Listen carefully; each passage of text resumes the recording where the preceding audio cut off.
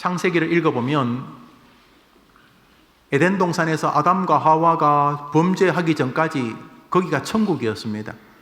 아침에 하나님이 아담과 하와가 뭐 특별한 애를 안 써도 그저 좋아하셨습니다. 예배, 찬송, 기도 다 필요 없었습니다. 아침에 아담이 일어나서 기지개를 켜고 야호 하는 것이 찬송이었습니다. 나무 열매를 먹고 하와와 함께 대화하는 것이 그것이 예배였습니다. 하나님이 너무너무 좋아하셨습니다. 그저 그냥 존재하는 것 자체가 하나님의 기쁨이었습니다. 그러나 범죄 이후로 모든 것이 다 뒤죽박죽이 되었습니다. 그 중에 하나, 아담의 범죄 이후로 인생에게 고난이라고 하는 아주 필연적 영역이 인생을 두르게 된 것입니다. 고난의 환경이 펼쳐지게 된 것입니다. 죄의 결과입니다. 우리 창세기를 읽어보겠습니다. 읽습니다. 시작.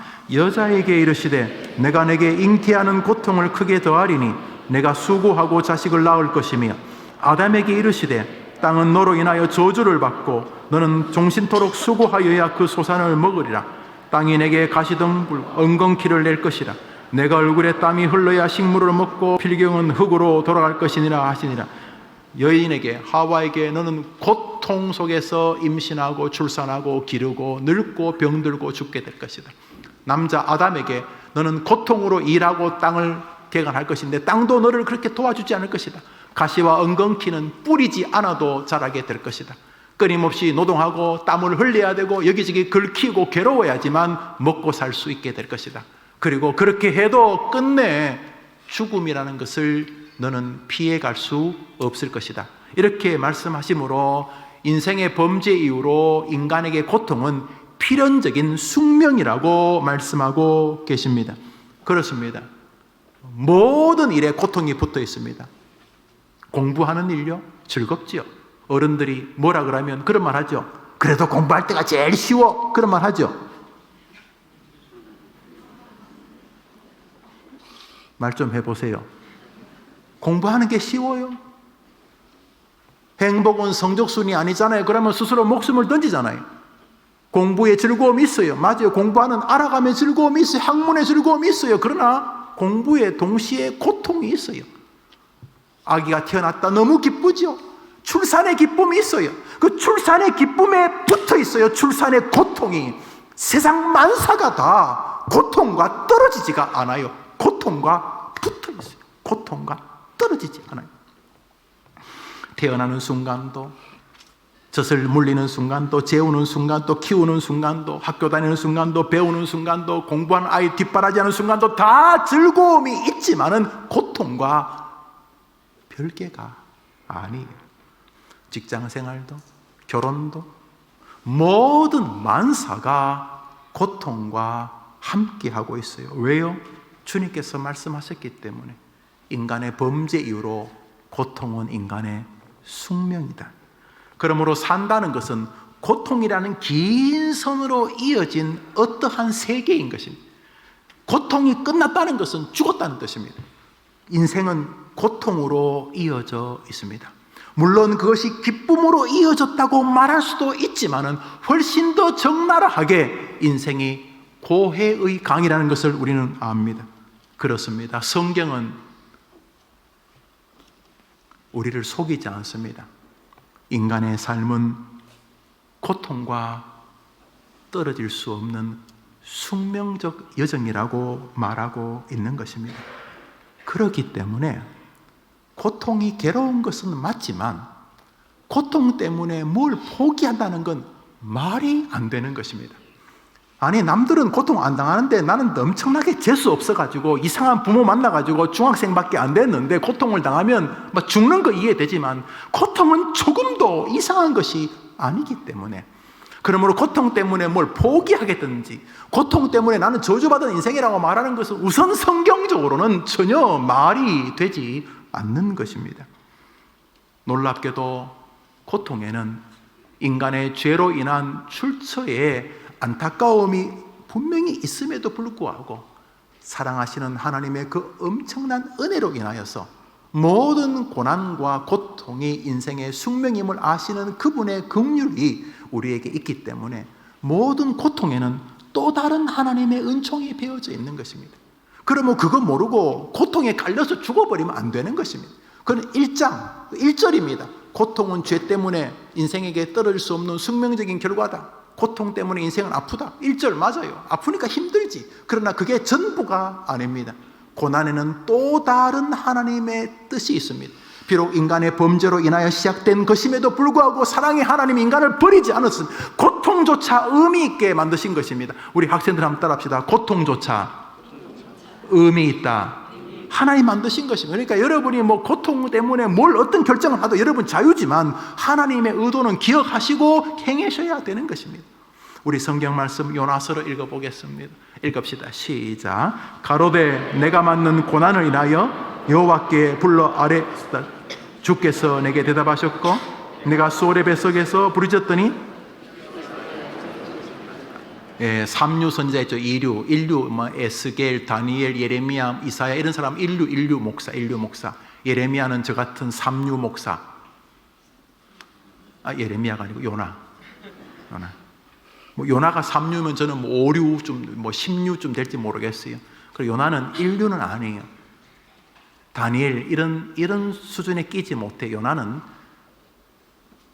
우리 같아요. 요나 선지자. 그런데 요나가 하나님께서 잘 될 때 이렇게 여로보암 2세 때 막 궁중 목사할 때 막 갈 때마다 아이고 목사님 오십니까 하고 뭐 이렇게 뭐 청와대에서 차 보내주고 그럴 때는 에헴 그랬는데 하나님 요나 보고 아수르 가서 복음을 전하라니까 아수르가 우리를 말하면 일본보다 더 우리를 괴롭힌 나라에서 이스라엘을 괴롭힌. 내가 왜 아수르 갑니까?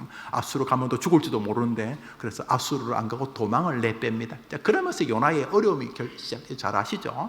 그가 담배가 풍랑망 바다에 던져지고 쓰레기처럼 또 던져졌다가 또 큰 물고기 뱃속에 들어가고 이렇게 이제 아주 인생의 어려움을 겪었을 때 이제 물고기 뱃속에 들어가서 이제 위장에서 이제 녹기 물고기 큰 고래인지 뭔지 하여튼 뱃속에서 이제 위에게 이제 녹아지기 직전에 요나가 뭘 합니까? 하나님을 만나게 됩니다. 그렇죠. 고난이 있죠. 인생이 고난에 요나가 지금 어려움을 당합니다. 노란 글씨만 읽어볼까요? 시작. 내가 받는 고난을 인하여 주께서 내게 대답하셨고. 주님이 요나에게 다가오신 계기가 뭐 때문이라고요? 뭐 때문이라고요? 고난 때문에. 그런 면에서 고난을 잘 다루면 보석되는 줄 믿으시기 바랍니다. 남 좋은 이야기, 멋진 이야기로 듣지 마시고 그건 여러분의 문제이기 때문에 여러분에게 다가오는 고난은 짜증도 나고 화도 나고 억울하기도 하고 누군가를 향해 분도 터뜨리고 싶기는 하실 수 있겠지만은 고난은 하나님을 대면하게 하는 도구일 수 있다는 사실입니다. 요나가 뭐라 그래요? 내가 인생의 고난 때문에 하나님과 만나게 되었다는 것입니다. 고난 때문에 하나님이 내 소리를 들어주셨다는 것입니다. 고난 때문에 하나님이 내 기도에 응답해 주셨다는 것입니다. 그러므로 하나님이 여러분에게 하나님의 선물 보따리를 줄 수 있는 통로인 고난을 함부로 버리지 마십시오. 욕이나 하고 원망이나 하고 왜 날 낳으셨나요? 부모님에 대해서 냉소적으로 그러지 마시고 고난에 대한 신학을 한번 이 시간 정리해 보시기를 바랍니다. 고난 괴롭습니다. 자기 때문에, 몸 건강, 돈 때문에, 또 자식 때문에 고난이, 또 사람들 때문에, 관계들 때문에 고난이 만만하지 않습니다. 또 남들은 뭐 놀면서 공부해도 잘 되는데 나는 막 쌍코피 터지면서 공부해도 안 되고 왠지 내가 이류인간 같고 왠지 좀 잉여인간 같고 나는 뭐 굳이 이 땅에 무슨 의미가 있나 싶기도 하고 인생에 수많은 고난이 내우 외환으로 다가옵니다. 가만 놔둬도 나 혼자 고난을 스러길 수도 있고 또 주변에서 뭐 나를 자꾸 꼼지락거려서 내게 고통이 올 수도 있습니다. 그런데 오늘 성경은 이렇게 말합니다. 시편 119편입니다. 읽읍시다. 시작. 고난 당한 것이 우리 뭐 참 지금 고난 중에 있는 분들 저 구절 참 읽고 싶지도 않겠지만 여러분이 읽고 싶지 않아도 저 구절이 영원한 진실인 줄 우리는 믿습니다. 우리 한 번 더 읽읍시다. 시작. 고난 당한 것이 내게 유익이라 이로 인하여 내가 주의 저것이 하나님의 뜻인 줄 믿으시기 바랍니다. 그러므로 따라합시다. 고통에는 뜻이 있다.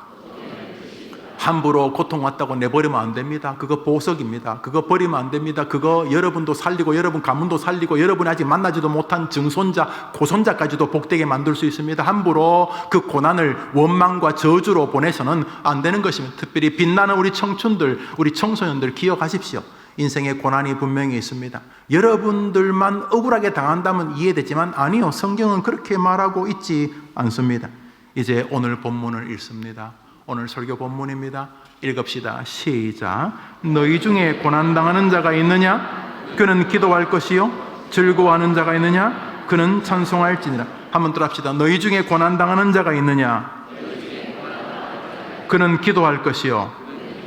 놀랍게도 하나님은 고난을 통해서 우리를 기도의 장소로 부르고자 하는 의도를 숨기지 않습니다. 안 줄 수 있잖아요. 당신이 전부를 다 하는데, 전능자신데 굳이 나 고난 안 주고도 목회하면 하게 하시면 안 됩니까? 김용호 목사하고 무슨 억하심정이 있다고. 그런데 하나님은 고난을 목회의 레파토리에 넣어두시는 것입니다. 고난을 한 어미에, 한 아비에, 한 학생에게, 한 청춘에게 넣어두시는 것입니다. 왜요? 기도의 세계로 나오게 하시려는 것입니다. 하시려는 것입니다. 그러니까 고난 중에 기도로 나아가지 않으면 헛고생하는 것입니다. 고난이 오는데 그게 기도로 이어지지 않으면 그냥 생고생하는 것입니다. 그거 추수는 열심히 하고 김매기는 하는데 농사를 거둘 때는 딴 데 가버린다든지 태만하면 그 서리 맞고 아무것도 못 거두는 것처럼, 그거 고난이 주님이 우리를 기도로 부르시는 주님의 어떠한 그 방식인데, 고난이 기도로 이어지지 않으면 그냥 완전히 생살 찢는 것입니다. 고난이 목표가 아니기 때문에. 하나님이 우리를 그렇게 이렇게 괴롭혀가지고 하늘에서 사람 괴로워하는 거 보고 재밌다. 제가 어떻게 하면 제가 더 아플까? 하나님 이러시겠습니까? 응? 어떻게 하면 더 못 살게 굴까? 그러겠습니까? 그럴 리가 없습니다.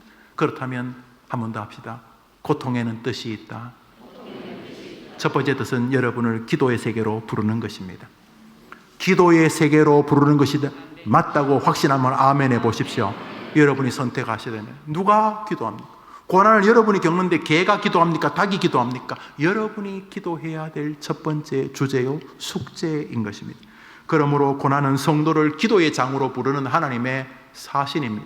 하나님이 대사, 고난이라고 하는 대사, 때로는 그 대사의 이름이 암, 심근경색, 가난, 자녀의 탈선, 30년 지기의 사기, 별의별 고난이 다가옵니다. 갑자기 천정부지를 오르는 집, 아직 장만하지 못한 집 없는 소름, 이 다 고난입니다. 고난. 근데 그 고난이 뭐라고요? 당신을 향한 기도의 세계로 부르는 하나님의 사신이라는 것입니다. 우리가 이게 마음이 안 들 때가 있습니다. 왜 이런 식으로 하나? 그 전능함 놔두고 뭐하나 하나님이? 전능함, 죽은 자도 살리는 그 전능함 가지고 도대체 뭐하나? 그 물고기 그 메루치 2마리하고 애들 그 도시락 보리빵 5개 가지고도 몇천 명을 먹이는 능력을 왜 나한테 안 주나? 나도 모르죠. 여러분도 모르고. 아는 게 하나 있습니다. 성경에 고난은 여러분을 기도의 세계로 부르는 하나님의 사신이라는 것입니다. 그러니까 사신에게 장난치지 마시고 침 뱉지 마시고, 고난이 오면 여러분이 그냥 모드를 기도 모드로 바꾸셔야 하는 것입니다. 총을 쏘면 안전 모드가 있습니다. 평소에는 안전 모드로, 그래서 쏴도 방아쇠 당겨도 쏴지지 않습니다. 그런 것처럼 우리 인생에 전쟁에 나면 이제 전투용 모드로 쏘면 총알이 나갑니다. 그런 것처럼 평소에는 우리가 주님을 사랑하고 살지만은, 평소에도 그러지만 내게 고난이 왔다 그러면 본능적으로 기도로 나를 콜링한다고 믿어야 하는 것입니다. 너희 중에 고난당하는 자가 있느냐? 저는 기도할 것이요. 여러분과 제가 이 성경을 찢어버릴까요? 그럼 이 성경은 바뀌어지고 이 뜻은 없어질까요? 불가합니다. 100만 번 찢어도 이 진리는 변하지 않습니다. 너희 중에 고난당하는 자가 있느냐? 그냥 생고생해라. 아닙니다. 너희 중에 고난당하는 자가 있느냐? 원망하고 불평하고 남이나 저주하며 살아라. 아닙니다. 너희 중에 고난당하는 자가 있느냐? 군모술수를 동원해라. 그러지 않습니다. 너희 중에 고난당하는 자가 있느냐? 저는 기도할 것이요. 해림 성도들이 고난이 두려운 게 아니라 고난이 와도 기도하지 않고 나자빠져 있는 것이 두렵게 되기를 바라는 것입니다. 그래서 고난이 올 때마다 기도의 세계로 가는 하나님의 백성들 되기를, 특별히 청소년들 되기를 주님의 이름으로 축원합니다. 열왕기하 18장은 읽습니다. 한 사람의 샘플입니다. 읽읍시다. 시작. 히스기야 왕 제14년에 아수르 왕 사네립이 올라와서 모든 견고한 성읍들을 쳐서 점령하며 유다의 왕 히스기야가 이에 여호와의 성전과 왕궁 곳간에 있는 은을 다 주었고, 히스기야가 여호와의 성전 문의 금과 기둥에 입힌 금을 벗겨 모두 아수르 왕에게 주었더라. 북이스라엘이 이미 넘어갔습니다. 아수르. 요나가 가서 전도해서 부흥을 오게 하라고 했던 바로 그 아수르, 니느웨가 아수르 수도인데, 그 아수르가 북이스라엘을 완전히 먹어버렸습니다. 요즘 말하면 좀 표현이 좀 그렇습니다만 쉽게 하기 위해서 중공이 우리 북한을 다 먹었습니다. 그래서 동북사성 됐습니다. 동북사성. 이제 북한도 이제 중국 땅입니다. 그 발칸반도에 러시아가 우크라이나 쳐서 지금 그냥 러시아로 가버렸잖아요. 뭐 유엔도 어물어물하면서 넘어가 버렸잖아요. 그런 것처럼 중국이 북한을 다 먹었습니다. 그리고 평양 개성 쪽으로 막 몇백만 대군을 놓고 이제 남쪽을 쳐들어오기 직전입니다. 그때 남쪽 임금이 히스기야였습니다. 히스기야. 아수르가 군대 18만 5천 명을 데리고 왔는데, 지금 우리나라 군대가 한 50만 조금 덜 된다 그러더라고요. 3, 4천 년 전에 18만 5천 명이면 지금 거의 100만입니다. 100만. 아수르 군대가 성을 둘러쌌을 때 이스라엘 군대 한 명도 나오지 못했습니다. 18만 5천 명이 고사작전, 그 성에 있는 사람을 굶겨 죽이려고 했습니다. 이미 북이스라엘을 점령한 아수르가 남쪽 유다를 쳐들어왔을 때 히스기야가 한 것은 알랑방구하는 것입니다. 딸랑딸랑딸랑. 그래서 아이고 대왕님 그러면서, 아이고 저 같은 종을 용서해달라 그러면서, 그러니까 맨입으로 되냐 그랬어요. 그랬더니 왕궁에 있는 모든 보석을 다 끌어서 조공으로 바치고, 부족하다 그랬더니 성전에 있는 금과, 솔로몬 성전이 금으로 지었거든요. 기둥에 있는 금까지 다 벗겼어. 그래서 성경에 있죠. 다 벗겨서 아수르에게 살려달라고, 나라를 망하지 않게 달라고 바쳤습니다. 열왕기하 18장 16절까지 바쳤습니다. 16절까지 바쳤는데, 금 바친 것이 16절이면 인간이 양심이 있으면 그래도 한 몇 절 정도는 참아줘야 될 텐데, 세상에 받아먹고 나서 17절에 이런 일을 일으킵니다. 17절입니다. 읽읍시다. 시작. 아수르 왕이 랍사게로 하여금 대군을 거느리고 라기스에서부터 예루살렘으로 와서 히스기야 왕을 치게 하며 그들이 이야, 어떻게 인간들이 이렇게 양심이 없습니까? 받아 쳐 먹었으면, 16절에 받아 먹었으면 한 17절, 18절은 참아주고 한 뭐 며칠이라도 기다렸다가 19절쯤에 쳐들어야 되는 거 아닙니까? 뭔 말인지 모르십니까? 16절에 받아먹고 17절에 쳐들어왔어요.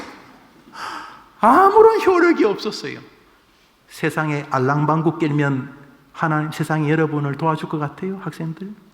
세상에 어설프게 빌고 세상과 어설프게 이렇게 아부하면 세상이 여러분을 도와줄 것 같아요? 천만의 말씀입니다. 히스기야가 외통수에 걸렸습니다. 더 이상 벗길 금도 없고 바칠 조공도 없고 군대는 싸움이 되지 않았습니다. 히스기야가 풍전등화의 나라 앞에서 전쟁이 나라가 망하면 제일 먼저 목이 떨어지는 건 자기겠죠. 이미 북이스라엘의 임금들은 두 눈이 뽑힌 채로 끌려갔기 때문에 뭐 히스기야의 운명도 마찬가지고 자기 백성들의 운명도 마찬가지입니다. 히스기야가 아무것도 할 것이 없었습니다. 히스기야에게 고난이 다가왔습니다. 큰 고통이 다가왔습니다. 유형은 다르지만 자식 때문에 괴로워하는 엄마의 심정, 아빠의 심정이 히스기야의 심정 아닙니까? 어떻게 해야 될지 도저히 길이 보이지 않는 우리 청소년들, 여러분이 고난 앞에서 반응하는 모습이 지금 오늘 히스기야 모습 아니겠습니까? 그런데 히스기야가 한 가지 일을 시도합니다. 그가 할 수 있는 거의 유일한 일이었습니다. 그렇지만 그것은 하나님이 처음부터 요구했던 일이기도 합니다. 열왕기하서 19장을 읽습니다. 시작. 히스기야 왕이 듣고 그 옷을 찢고 굵은 배를 두르고 여호와의 전에 들어가서 왕궁의 책임자인 엘리야김과 서기관 셈나와 제사장 중 장로들에게 굵은 배를 돌려서 아모스의 아들 선지자 이사야에게로 보내매 그들이 이사야에게로 이르되 히사야의 말씀이 당신은 제일 먼저 한 것은 그 당대 신앙의 지도자였던 이사야에게 사람을 보내서 목사님, 장로님 저를 위해 기도해 주십시오. 첫 번째로 히스기야가 할 것이 없었으니까 당시에 종교 지도자였던 이사야에게 자기와 나라를 위해 기도해 달라고 부탁합니다. 그리고 나서 히스기야가 이 일을 행합니다. 14절 읽습니다. 읽읍시다. 시작. 히스기야가 여호와의 성전에 올라가서 기도하여 이르되 이스라엘 하나님 여호와여 귀를 기울여 들으소서. 우리 하나님 여호와여 원하건대 이제 우리를 그의 손에서 구원하옵소서. 히스기야가 뭐합니까? 히스기야가 뭐합니까 여러분? 너희 중에 고난당하는 자가 있느냐? 저는 금 벗겨서 빌 것이요 그랬습니까? 뭐라고 그랬었습니까 성경이? 너희 중에 고난당하는 자가 있느냐? 저는 뭐 할 것이요? 기도할 것이요 라고 하셨습니다. 기도, 나이 많고 인생살이에 별로 힘이 없는 사람들의 넋두리. 그래서 교회는 나이 많으신 집사님, 장로님, 권사님들만 하는 것입니까? 학생들. 기도는 그런 것입니까? 나약한 자들의 몸부림이 기도인 것입니까? 아니올시다. 가장 용맹한 사회의 첫 전투가 기도인 것입니다. 히스기야는 돌고 돌았습니다. 빌고 아부하고 살려달라 그러고 성전 금 벗기고 생쇼를 다 했는데 안 되었습니다. 그래서 다시 주님이 말하던 첫 번째 길로 돌아왔습니다. 그는 기도를 선포합니다. 이사야 목사여 나를 위해 기도해 주시오. 그리고 그는 성전에 들어가 하나님께 기도하기 시작합니다. 기도가 깊어질 때 하나님이 히스기야에게 이사야를 보내십니다. 20절을 읽습니다. 읽읍시다. 시작. 이사야가 히스기야에게 이르되 이스라엘 하나님 여호와의 말씀이 내가 아수르 왕 사네립 때문에 내게 기도하는 것을 내가 들었노라. 내가 이 성을 보호하여 구원하리라 하셨나이다. 할렐루야. 하나님이 여러분 기도에 귀를 기울이고 있다고 믿으시면 아멘 해보십시오. 아니 히스기야의 기도에는 귀를 기울이고 여러분의 기도에는 귀를 기울이지 않는다면 하나님이 공평하지 않잖아요. 공평하신 하나님은 우리가 히스기야보다 못할 수는 있지만 히스기야는 꼴 보십시오. 우리하고 거의 비슷하지 않습니까? 권모와 술수로 일단 해보려고 하는 거 우리하고 굉장히 닮아 있지 않습니까? 그렇지 않습니까? 그러면 히스기야의 기도를 들으신 하나님이 어디 가셨습니까? 그분이 오늘 이 자리에 같이 계신 줄 믿습니다. 여러분이 또 하면 하나님이 개입하실 줄 믿으면 아멘 해보십시오. 아멘 했으니까 그렇게 살다가 죽으셔야 하는 것입니다. 히스기야가 모든 술수를 내려놓고 모든 권모를 멈추고 그는 원래 성경이 말하는 대로 기도합니다. 저는 아마도 성경에서 나오는 가장 진지한 기도 중에 하나가 이 기도가 아니겠나 싶습니다. 이때 기도하는데 생쇼를 했겠습니까? 이때 기도할 때 남이 내 기도 듣냐 그랬겠습니까? 이 기도만큼은 하나님 앞에서 조금도 불순물이 없는 하나님을 향한 정직한 기도였을 것입니다. 저는 화요일 오전에 어머니 기도회가 저는 그렇다고 생각합니다. 자기 자식을 놓고 기도하는 엄마가 무슨 쇼를 하겠습니까? 그래서 어머니 기도에는 눈물이 있습니다. 남의 자식도 제가 어머니 기도에는 남의 자식 기도하지 여러분이 무슨 대단한 인류 공영에 이바지한 사람이라고 남을 위해 기도합니까? 어머니 기도의 시간은 제가 목사를 위해서 기도하라고 하지도 않습니다. 어머니 기도에는 여러분에게 주신 자식 그것이 여러분에게 숙제고 사명이니까 그 딸 그 아들을 위해 기도하라고 말할 때 저는 어머니 기도가 참 순결한 예배다 기도다 생각. 왜냐하면 거기 아무런 자기 새끼를 놓고 기도하는데 무슨 거기 쇼가 있겠어요. 오늘 히스기야는 정면으로 하나님 앞에 나갑니다. 하나님 도와주시옵소서. 그러자 놀라운 역사가 벌어졌습니다. 35절을 읽읍시다. 시작. 이 밤에 여호와의 사자가 나와서 아수르 진영에서 군사 18만 5천 명을 친지라. 아침에 일찍 일어나 보니 다 송장이 되었더라. 아수르 왕 사네립이 떠나 돌아가서 그의 신 니스록의 신전에서 경배할 때 아드람멜렉과 사레셀이 그를 칼로 쳐 죽이고 아라핫 땅으로 그들이 동하며 그 아들 에살핫돈이 대신에 왕이 되니라. 대성을 천사 하나가 나타나서 18만 5천 명을 송장을 만들어버렸고 그 아수르의 사내립까지 완전히 죽여버려서 그의 인생이 끝나도록 만들어버리셨습니다. 사랑하는 여러분, 인간의 힘으로 못하는 것 하나님은 아무것도 아닌 것처럼 할 수 있는 줄 믿으시기 바랍니다. 탈선하는 자식요, 됩니까? 여러분이 하니까 됩니까? 여러분의 인생 운명요, 노력하니까 됩니까? 여러분 가정의 가난요, 우리 청소년들 노력하니까 됩니까? 엄마 아빠의 암투병 여러분이 뭐 하니까 됩니까? 안 되잖아요. 그러나 기도하면 되는 줄 믿으시기 바랍니다. 우리는 어차피 세상 사람들의 동의가 필요하지 않습니다. 세상 사람이 예수를 믿어야 구원받는 거 믿습니까? 세상 사람이 기도한다고 하나님 돌아준다고 믿습니까? 어차피 우리가 세상과 함께 살지만 결정적으로 우리는 다른 사람입니다. 우리는 기도로 승리할 수 있는 줄 믿습니다. 그러므로 이 말씀은 무조건 진실입니다. 오늘 본문을 다시 읽습니다. 읽읍시다. 시작. 너희 중에 고난당하는 자가 있느냐? 절구하는 자가 있느냐? 오늘 본문은 기도는, 아니 고난은 우리를 하나님의 거룩한 기도의 세계 앞으로 부르시는 주님의 초청장이라는 것을 볼 수가 있습니다. 물론 초청장을 열 때 좀 찔리기도 하고 아프기도 합니다. 누가 고난이 즐겁습니까? 누가 고난이 기쁩니까? 아무도 안 그렇습니다. 그렇지만 고난에는 뜻이 있는 것입니다. 해림의 모든 성도들이 고난을 통해 더 깊은 주님과의 사랑을 경험하게 되기를 간절히 소원합니다. 고난은 우리를 거룩한 기도와 기적의 세계로 부르는 하나님의 초청장이니 찢어버리지 마십시오. 원망과 불평과 한탄으로 되도 않는 결론에 서서 낙심하지 마십시오. 세상을 향해서, 자기 자신을 향해서 그렇게 고난을 우습게 대하지 마십시오. 두 번째로 오늘 고난은 우리에게 이런 의미를 주고 있습니다. 한 번 더 합시다. 모든 고난은 유효기간이 있다. 고난은 끝이 납니다. 한번 따라해 볼까요? 이 모든 것 지나가리라.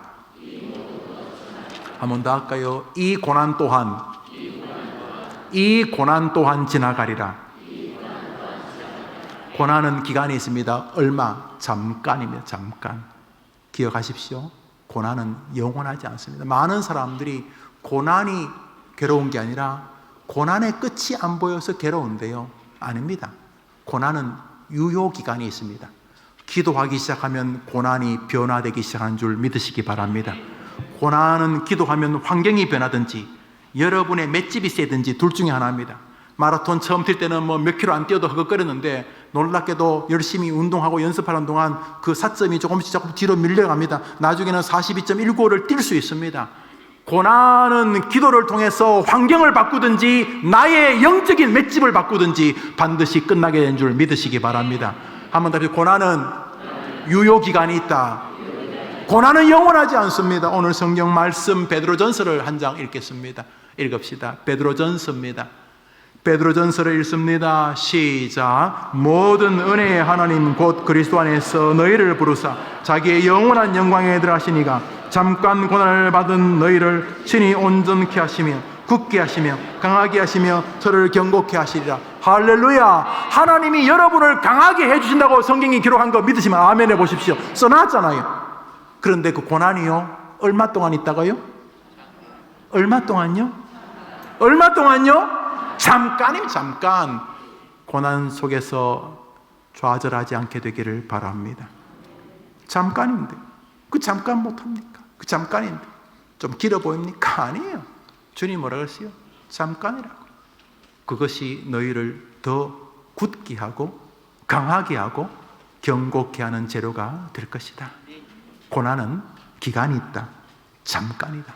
그리고 모든 고난은 여러분 혼자 겪지 않습니다. 주님이 함께 하십니다. 고난 중에 주님이 함께 한다고 믿으면 아멘 해보세요. 우리 주님이 비겁하게 하나님 때문이면 잘 될 때는 자기 이름 내려고 나 때문에 그렇지, 김 집사, 김 목사 나 때문에 그렇지 이렇게 하시다가 우리 고난 받으면 도망가시는 분인가? 말이 안 됩니다. 시편 34편을 읽읍시다. 읽습니다. 시작.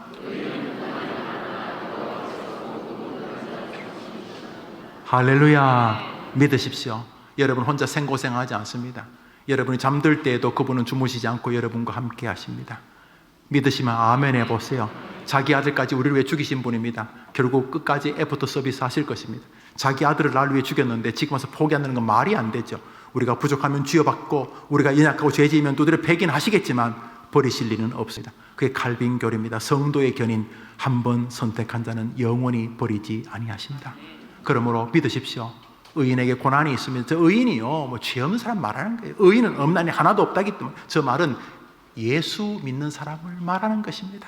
하나님을 의지하는 사람은 주님이 끝내 고난에서 건져 주실 것입니다. 성경에서 하신 말씀에 신실할 것이기 때문입니다. 그런 면에서 고난은 기도와 이 기도를 하라고 하는 말씀과 함께 걸어가야 됩니다. 특히 청소년들, 고난을 혼자 겪으면 안 됩니다. 고난은 반드시 기도하라는 하나님의 말씀과 함께 겪어야 됩니다. 그러면 고난이 오면 여러분 더 빨리 교회로 들어오셔야 됩니다. 고난이 오면 더 믿음의 공동체로 다가오셔야 합니다. 그래서 믿음의 선배들은 말합니다. 내가 고난 중에 주님과 함께 교제하지 않았더라면 멸망했을 것이다, 이렇게 말합니다. 그러면 평소에도 늘 교회 생활을 해야 되겠지만 고난이 오면 더더욱 믿음의 공동체 앞으로, 목사와 말씀 앞으로, 교회 앞으로, 신앙 앞으로, 기도 앞으로 나오셔야 되는 것입니다. 왜냐하면 이 은혜의 율법과 함께 고난을 만나지 않으면 대부분 다 파산하기 때문입니다. 수많은 사람이 왜 극단적인 결정을 합니까? 고난이 율법과 말씀과 은혜의 세계와 함께 맞물려 있지 않았기 때문입니다. 시편 119편을 읽습니다. 읽읍시다. 시작. 주의 법이 나의 즐거움이 되지 아니하였다면, 주의 법은 말씀입니다. 말씀의 은혜를 받는 믿음 생활을 내가 안 했더라면 나는 고난 중에서 멸망했을 것입니다. 그러므로 해림교회 강단에서 늘 은혜의 말씀이 선포되도록 여러분이 기도해 주셔야 되는 것입니다. 목사를 위해서만이 아니라 여러분을 위해서 기도해야 돼요. 이 사람이 말하면 내가 주의 말씀이, 주의 법이, 시편 119편은 다 그 하나님의 말씀을 말하는, 주의 법, 율례, 규례 전부 다 말씀을 말하는 건데, 주의 말씀이 내게 즐거움이 아니 되었더라면 나는 고난 중에서 끝났을 것입니다. 그러므로 고난은 말씀과 함께 걸어가야 되는 세계인 줄 믿으시기 바랍니다. 그러면 부모님들은 두드려 패서라도 애들을 말씀 앞으로 데려와야 되는 것입니다. 그게 아이를 사랑하는 길이고 그 아이를 살리는 것입니다. 특별히 청소년들, 인생에 고난이 오면 기억하셔야 됩니다. 말씀과 함께 고난을 지나가지 않으면 나는 망한다. 말씀과 함께 고난을 동행하지 않으면 나는 망한다는 마음을 가지고 말씀과 함께 살 때, 말씀과 함께뿐만 아니라 매주일 말씀이 여러분에게 기쁨과 즐거움이 되도록 기도하셔야 되는 것입니다. 그러면서 우리에게 날주는 굉장히 좋습니다. 날주를 통해서 날마다 주님의 말씀의 감미로운 은혜를 여러분이 누리게 되기를 축복합니다. 마지막으로 고난이 가지는 의미가 있습니다. 고난이 가지는 의미. 고난은 기도로 부르는 세계다. 고난은 그 기간이 유효하고 제한적이고 말씀과 함께 승리하게 부르시는 주님의 손길이다. 마지막으로 고난은 따라합시다. 고난은 우리로 하여금 그리스도를 기억하게 하시려는 하나님의 의도이다. 고난 앞에서 뭐 하라 그랬죠? 너희 중에 고난당하는 자가 있느냐, 뭐 하라고요? 기도가 뭐예요? 따라합시다. 기도는 예수님의 이름으로 나의 소원을 하나님께 아뢰는 것입니다. 고난당하면 뭐 하라고요? 기도는 누구를 만나는 거예요? 하나님을. 누구 이름으로요? 그렇죠. 결국 기도는 우리로 하여금 예수 앞에 세우는 것입니다. 고난이 오니까 기도하는데 어떤 사람이 자기 이름으로 기도합니까? 하나님이여, 제발 이 기도를, 당신을 순종하여 나를 위해 죽으신 나의 예수님 보시고 내 기도를 들어 주시옵소서. 그러니까 고난은 우리를 누구 앞에 자꾸 대면시키는 거죠? 예수 그리스도입니다. 사랑하는 여러분, 우리는 고난을 통해서 예수님의 이름으로 기도하게 됩니다. 고난을 통해서 나를 위해 죽으신 예수님을 생각하게 되고, 그러다가 예수님의 고난과 내 고난이 놀랍게도 연결된다는 것을 깨닫게 됩니다. 히브리서 2장을 봅시다. 읽습니다. 시작. 자기가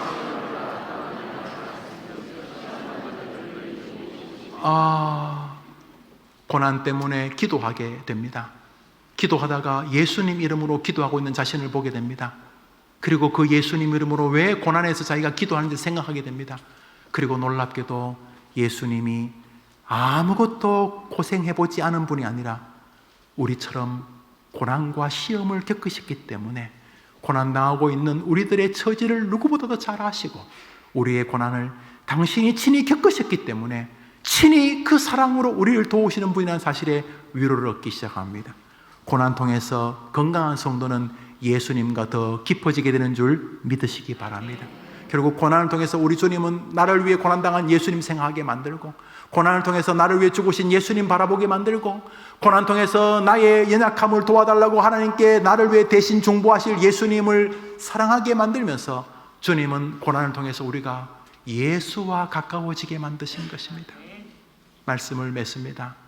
그냥 고생만 하면 그냥 생고생하는 것입니다. 그냥 괜히 생살 찢는 것입니다. 고름도 아닌데 고난을 그냥 지나가는 그 자체가 저주입니다. 너희 중에 고난당하는 자가 있느냐? 기도할 것이요. 주님의 의도는 명백합니다. 기도의 세계로 우리를 부르는 것입니다. 우리가 죄 안 지었으면 이런 것도 필요 없는데 죄 때문에 우리에게 고난이 왔고, 놀랍게도 고난은 우리로 하여금 하나님의 은혜의 세계인 기도로 나아가게 하는 것입니다.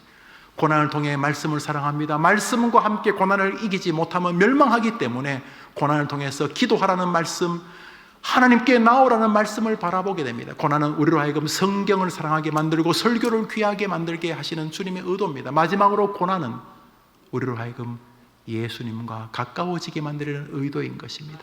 결국 고난 때문에 사람들은 빛나는 인생을 삽니다. 훗날 이 진리를 깨달은 사람들은 다 이렇게 말합니다. 빌립보서 1장을 읽습니다. 읽읍시다. 시작.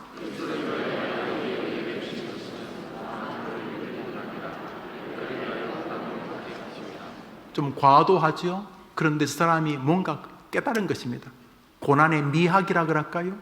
고난의 신학이라 그럴까요? 무언가를 본 것입니다. 갑자기 무언가를 확 본 것입니다. 엄청난 인사이트가 확 들어온 것입니다.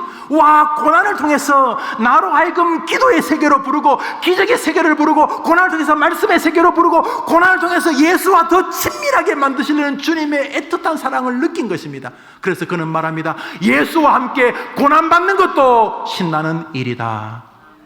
우리 해림교회 성도님들이 지금도 겪고 계시겠지만 조금 더 실제적인 고난을 만나시겠죠. 죽음이라고 하는 굉장히 큰 담벼락 앞에 서게 될 것입니다. 우리가 그 담벼락을 그냥 만나지 않습니다.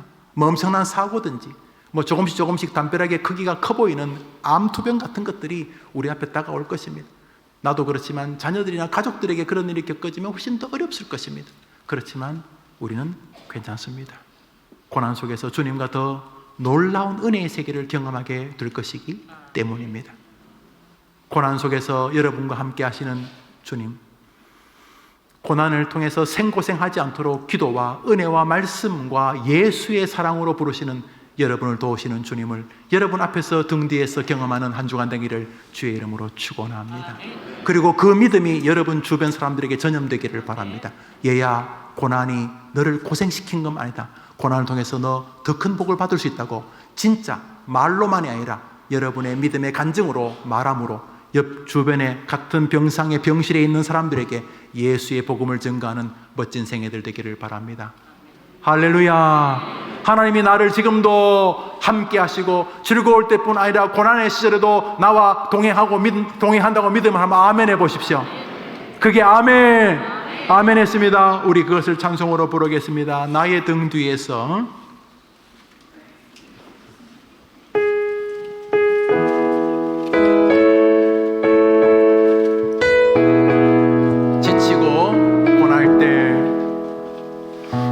나의 등 뒤에서 나를 도우시는 주,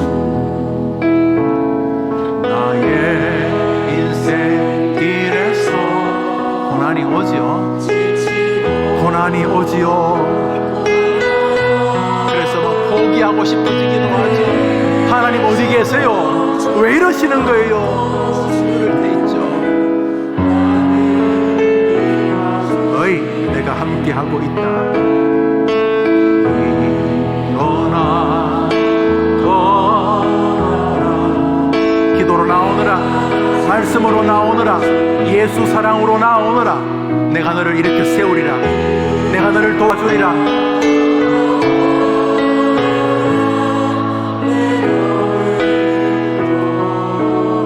나의 등 뒤에서 나의 등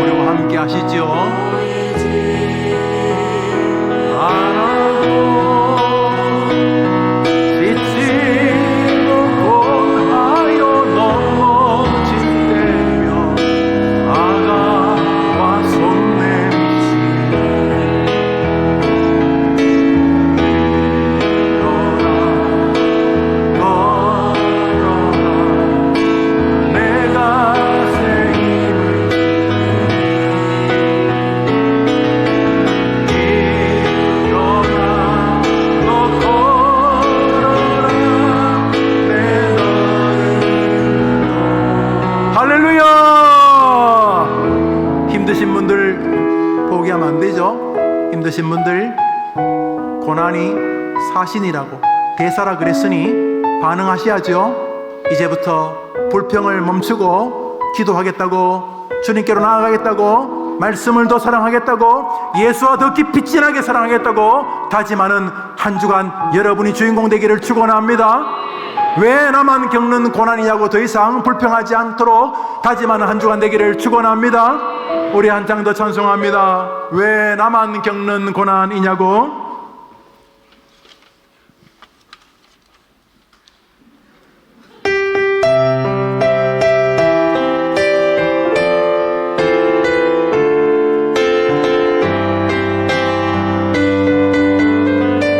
설교 내용이 이 찬송이네요. 왜 나만 겪는 고난이냐고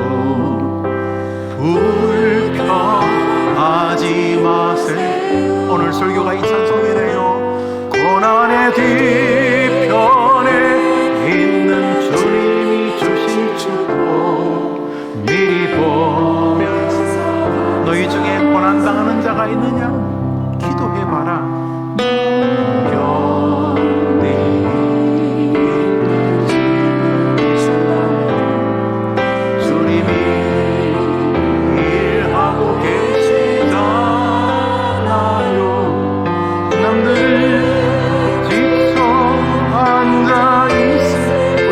자리에 일어나십니다. 일어서세 힘을 내세요. 힘을 내세요. 힘을 내세요. 주님이 손잡고 계시. 너희 중에 고난당하는 자가 있느냐? 너희 중에 고난당하는 자가 있느냐? 저는 기도할 것이요.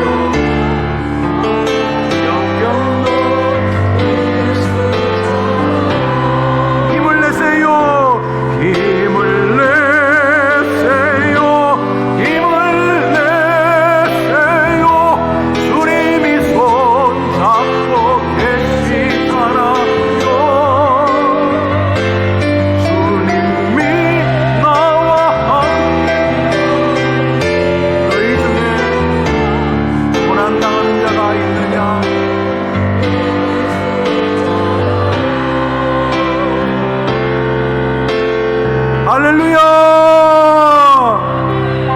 한 주간 비겁하게 포기하지 말고 견디시고 기도하고 울더라도 주의 전에 나와 주님의 약속을 붙잡게 되기를 축복합니다.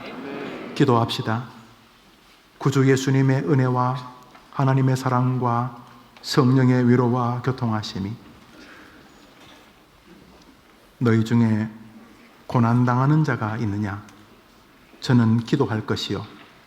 왜? 나 여호와에게는 길이 있기 때문이다.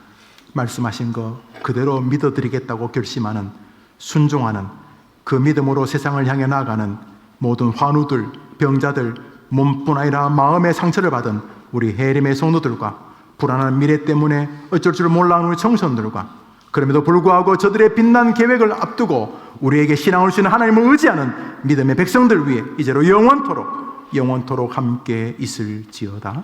아멘.